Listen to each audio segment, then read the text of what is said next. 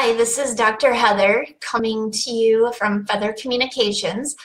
I just wanted to chat with you a little bit today about applicant tracking systems, and first of all, what they are, and second of all, what does that mean for you as a job seeker during your job search? So most of the clients that I tend to work with tend to be somebody that probably hasn't needed a resume in 10, 15, 20 or more years.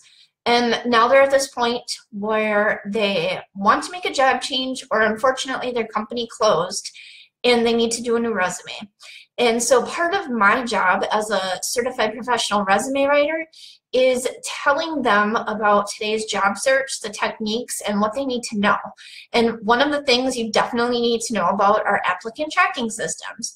So commonly, if you Google it or look anywhere online, they're known as ATS.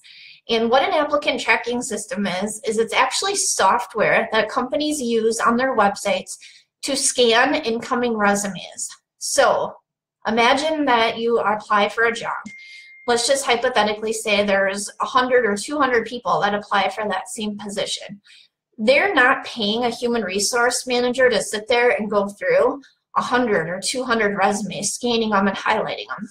What they're doing is they're running the incoming resumes through a scanning software program called an applicant tracking system. And if your document doesn't match a certain percentage of keywords that are used in that job posting, you're out. You're out before a human being even looks at your resume.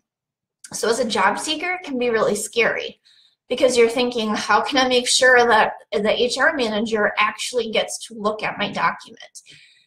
From a business standpoint, you can completely see why companies do this because it cuts down on the manpower, it cuts down on the hours that they need to pay somebody to sit and go through each one of those. So when you're a job seeker, you need to be very, very cautious and very cognizant of the words that are used in your document. So here's a tip for you. When you are looking at a job posting, there's a section on there that says something like qualifications required, or skills needed, or requirements include, and then there's a big long listing of things. It could say things like interpersonal communication skills. It could say communication abilities. It could say customer service skills.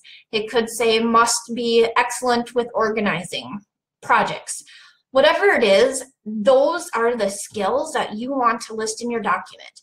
So I often tell clients it could be the difference between listing management skills as one of your skills or abilities versus supervision skills. So if you currently have, let's just say, project management listed as a skill on your document, and you're going through the job posting and it says must have project leadership abilities, put project leadership on there instead, because the closer that you can be to the actual words used in that job posting, the better off you are.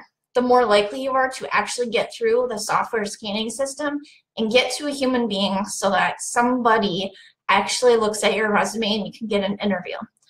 So if you're concerned that you're not quite sure what the keywords are, print it out. Print the job posting out and go through it.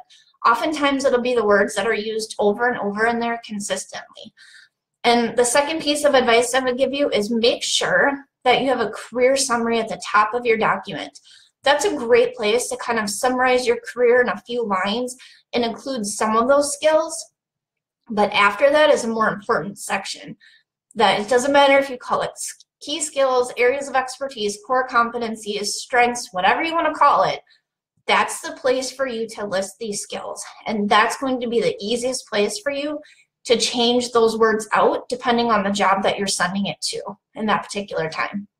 So be aware of keywords. Understand that there's applicant tracking software, applicant tracking systems that are being used on websites, and be smart about the words you include, because the closer that you can get to that, the better off you are, the more likely you are to get an interview.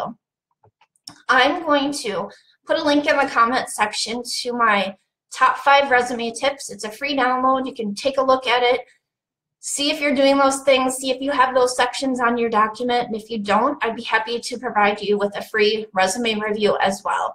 And if you have any questions, definitely feel free to post them here. I would be happy to answer them.